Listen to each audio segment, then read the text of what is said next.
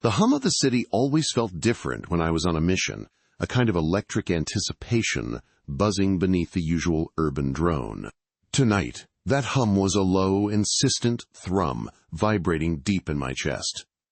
My name is Julian Thorne, and for nearly 2 decades I have navigated the labyrinthine world of gastronomy, my palate a finely tuned instrument, my pen a weapon of truth.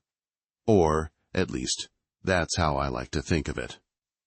Others, particularly those whose culinary empires one have occasionally, and quite justifiably, dismantled, might use less flattering terms. Tyrant, destroyer, the bane of their existence. All in a day's work, I suppose. Tonight, however, was not just any mission. Tonight was a pilgrimage, a return to the scene of a past professional skirmish, a place where my reputation, and frankly, my personal integrity, had been called into question. I was heading back to the Gilded Spoon. The Gilded Spoon. Even the name still carried a faint, bitter aftertaste for me. 2 years ago, my review of their inaugural menu had been, shall we say, less than glowing. It had been honest, brutally so, detailing a procession of dishes that promised much, but delivered little beyond pretension and a hefty price tag. The braised oxtail, served on a bed of what they optimistically called deconstructed polenta, had been particularly memorable for its sheer blandness, a culinary void. The owner, a rather fiery individual named Chef Antoine Dubois, had taken my critique not as constructive feedback, but as a personal affront, a declaration of war. The ensuing public spat, culminating in a rather dramatic email declaring me persona non grata, had been the stuff of local legend. I was, effectively, banned. For a food critic, being banned from a restaurant is like a knight being disarmed. It's an inconvenience, certainly, but also a challenge. And for 2 years I had honored that ban mostly. But whispers had begun to reach my ears, murmurs from the city's culinary grapevine. The Gilded Spoon, it seemed, had undergone a quiet transformation, a new head chef, a revamped menu, a renewed sense of purpose. Some said it was brilliant, a phoenix from the ashes. Others dismissed it as mere window dressing, an attempt to escape its ignominious past. I needed to know.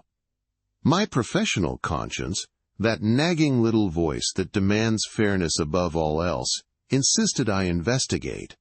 This wasn't about revenge. It was about truth. It was about giving a restaurant a second, truly objective chance, even if its owner would probably rather see me choke on my own words. So here I was, walking down the familiar cobblestone street, the cool evening air a crisp counterpoint to the nervous warmth in my stomach. My appearance was subtly altered. The neatly trimmed beard I usually sported was gone, replaced by a clean-shaven jawline. My spectacles, usually perched on my nose, were tucked away in my jacket pocket, replaced by contact lenses. My usual bespoke suit was swapped for a more understated ensemble: dark jeans, a casual blazer, and a simple dark shirt. I had even adopted a slightly different gait, a more relaxed, less scrutinizing posture. My reservation made weeks ago was under the name Julian Thorne, but not the Julian Thorne. It was under my middle name Alexander and my mother's maiden name Davies. Alexander Davies, a perfectly unremarkable name for a perfectly unremarkable diner. The plan was simple: observe, taste, evaluate, and disappear. No grand pronouncements, no dramatic reveals. Just a quiet assessment. The Gilded Spoon's exterior remained largely unchanged, a stately brownstone facade with tall, arched windows. A warm, inviting glow emanated from within, casting long, dancing shadows onto the pavement. The heavy oak door, still polished to a high sheen, beckoned. I took a deep breath, adjusted the invisible mask of Alexander Davies, and pushed it open. The immediate impression was one of hushed elegance. The bustling energy of my previous visit, a kind of frantic, desperate ambition, had been replaced by a calmer, more confident rhythm. The hostess podium, previously a chaotic bottleneck, was now manned by a serene young woman with an immaculate blonde bob. Her smile was genuine, not the practiced, strained variety I often encountered. "Good evening," she said, her voice soft and melodious, a welcome relief from the grating din of some establishments. "Do you have a reservation?" "Yes," I replied, my voice deliberately modulated to a lower, less distinctive register. "Under Davies, Alexander." "Ah, yes," she confirmed, her finger gliding down the reservation list on her tablet. "Right this way, Mr. Davies." She led me through the main dining room, and my eyes, ever vigilant, took in every detail. The decor, while still opulent, felt less ostentatious. The heavy velvet drapes were still there, but they were now a richer, deeper hue, complementing, rather than overwhelming, the room. The gold accents, once bordering on garish, had been toned down, used sparingly to highlight architectural features rather than drench every surface. The lighting was softer, a warm, ambient glow that made the white tablecloths gleam and the silverware sparkle. There was a faint, pleasant murmur of conversation, punctuated by the gentle clinking of glasses and cutlery, a far cry from the rather boisterous, almost anxious chatter that had dominated my last visit. It felt sophisticated, grown-up. She guided me to a table nestled in a slightly secluded corner, near one of the tall, arched windows, offering a discreet view of the street outside. It was a perfect vantage point, allowing me to observe without feeling observed. I appreciated the thoughtfulness. "Your server will be with you shortly," she informed me, placing a single, pristine white napkin on my lap. "Enjoy your evening." I offered a small, polite smile and watched her glide away. Alone now, I allowed myself a moment to truly absorb the atmosphere. The air carried a subtle, enticing aroma, a delicate blend of roasted herbs, something faintly citrusy, and the rich, yeamy scent of fresh bread. It was a comforting, promising scent, a stark contrast to the slightly burnt underlying hint of desperation I remembered from before. I picked up the menu, a substantial, leather-bound volume. The cover was simple, embossed with the restaurant's new, more minimalist logo. Opening it, I found the pages to be thick, creamy paper, the typeface elegant and easy to read. Gone were the overly verbose, almost apologetic descriptions of each dish. Instead, the language was concise, confident, letting the ingredients speak for themselves. My eyes scanned the appetizers. Seared scallops with saffron risotto, burrata with heirloom tomatoes and basil oil, a wild mushroom tart with truffle foam. Each description was tantalizing, hinting at familiar ingredients elevated by careful technique. I made a mental note of a few contenders. Then, my gaze fell upon the main courses. Pan-seared duck breast with cherry reduction and parsnip puree, lamb loin with pistachio crust and fig juice. And there it was, an old ghost reappearing on the menu, braised oxtail. This time, however, it was simply listed as braised oxtail, root vegetables, and potato gratin. No deconstructed polenta in sight. A small, almost imperceptible smirk touched my lips. A direct challenge, perhaps, or a quiet acknowledgement of past mistakes. I decided then and there that the oxtail would be mine. It was the only way to truly gauge the extent of their transformation. A friendly voice broke my reverie. "Good evening, sir. My name is Thomas, and I'll be taking care of you tonight." I looked up to see a young man, probably in his late 20s, with kind eyes and an easy, unassuming manner. He had a natural grace, moving with a quiet efficiency that spoke of experience. He wasn't overly effusive, but his presence was immediately reassuring. This was good. A confident front-of-house staff often reflects a confident kitchen. "Good evening, Thomas," I responded, closing the menu. "I'm Julian." He nodded, placing a small plate with a single, warm bread roll and a dish of creamy, unsalted butter before me. "Would you care for a drink to start? We have an excellent selection of wines. Or perhaps a cocktail?" I considered it for a moment. A cocktail could give me an insight into their mixology program, but tonight I wanted clarity of palate. "Just sparkling water for now, please," I requested. I'm still deciding on my food, but I think I'm leaning towards the braised oxtail for my main. Thomas's eyes lit up slightly. An excellent choice, sir. It's one of our most popular dishes. The chef has truly perfected it. His enthusiasm felt genuine, not rehearsed. This was another positive sign. A server who genuinely believes in the food they are serving is a powerful asset. And for a starter, I continued, I'm torn between the seared scallops and the wild mushroom tart. What would you recommend? He paused, considering my options, not immediately pushing the most expensive item. The scallops are exquisite, very delicate, he explained. But if you appreciate earthy flavors, the mushroom tart is truly exceptional. The truffle foam adds a beautiful aromatic dimension without being overpowering. His description was precise, knowledgeable. I made my decision. The mushroom tart, please. And perhaps a glass of a light red wine to accompany the oxtail when it arrives. Something with good acidity to cut through the richness. Of course, sir, he confirmed, making a note on his small pad. I'll bring you the wine list shortly to help you choose. He departed with a soft step, leaving me with the warm bread roll. I tore off a piece, its crust yielding with a satisfying crunch, revealing a soft, airy interior. The butter, perfectly at room temperature, spread like silk. The taste was simple, pure, and utterly delicious. A good bread service is often an indicator of attention to detail throughout the kitchen. It's a small thing, but it speaks volumes. As I waited for my starter, I took another moment to observe the room. A couple across from me was engrossed in quiet conversation, their faces illuminated by the soft light. A larger group, celebrating what appeared to be a birthday, laughed softly at a nearby table. There was an atmosphere of contentment, a subtle joy that hadn't been present before. The gilded spoon, it seemed, had found its rhythm. Thomas returned with my sparkling water, a tall, elegant glass filled with effervescent bubbles, and the wine list. He presented it open to the red wine section. Take your time, he offered. I'll be back for your selection.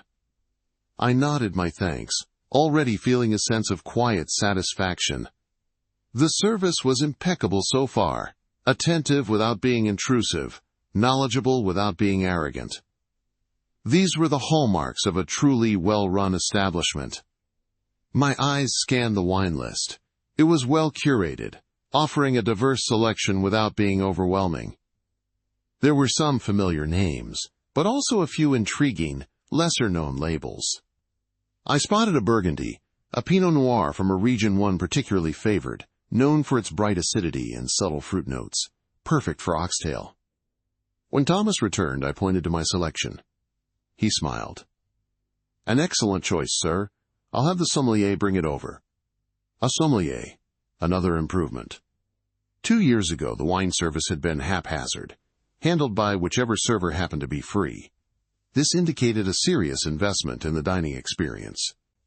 Soon, a distinguished gentleman in a dark suit approached my table, a silver taste-of-vin glinting on a chain around his neck. He introduced himself as Jean-Luc, the sommelier.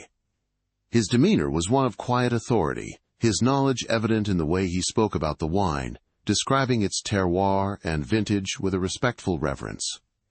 He presented the bottle, uncorked it with practiced ease, and poured a small measure into my glass. I swirled the ruby liquid, inhaling its delicate aroma, then took a sip. It was exactly as I had hoped, vibrant and complex. Excellent, I confirmed with a nod. Jean-Luc gave a small, approving smile and poured a full glass, then retreated, leaving me to my thoughts and the anticipation of the meal to come. Moments later, my wild mushroom tart arrived. It was a work of art. A perfectly golden, flaky pastry shell, barely a centimeter thick, held a rich, earthy filling of finely diced mushrooms. Perched on top, like a delicate cloud, was the promised truffle foam, glistening under the soft light. A few microgreens were artfully scattered around the plate, adding a touch of vibrant green. The presentation was meticulous, thoughtful, and understated. I picked up my fork, a sense of genuine excitement building within me. This was the moment of truth for the first course. I cut into the tart, the pastry yielding with a gentle crispness. The aroma of truffle, subtle and intoxicating, wafted up. The first bite was a revelation. The pastry was delicate, buttery, and dissolved on the tongue. The mushroom filling was deeply savory, packed with umami, its texture soft but not mushy. And the truffle foam? It was a whisper of luxury, an ethereal lightness that carried the distinct, earthy perfume of black truffle without overwhelming the other flavors. It was a perfectly balanced dish, each component playing its part in a harmonious symphony of taste and texture. This was not the gilded spoon I remembered.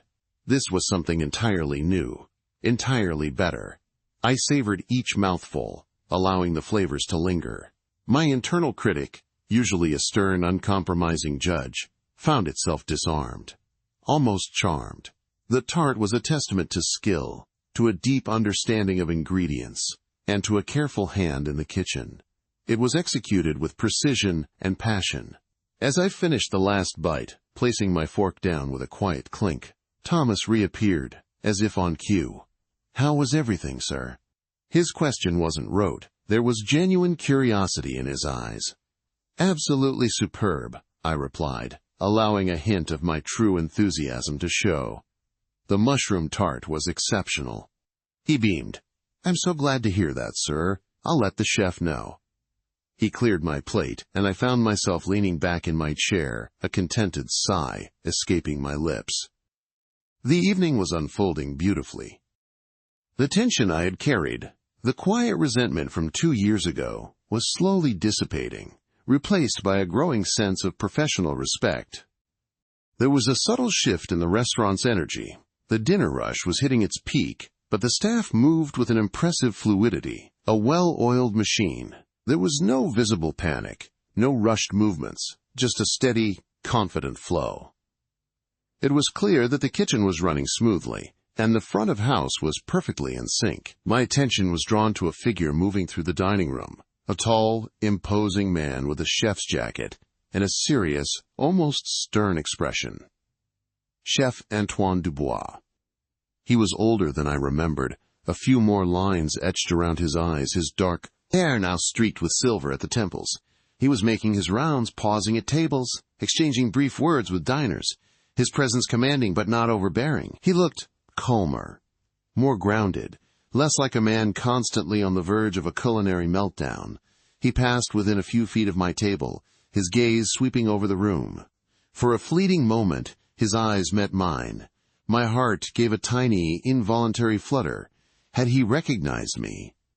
Despite the clean-shaven face and the different glasses, despite the assumed persona, I kept my expression neutral, a polite, distant smile plastered on my face, the kind one offers to any passing stranger.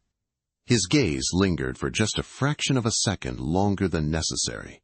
A flicker of something unreadable in his dark eyes, then he moved on, his attention shifting to another table.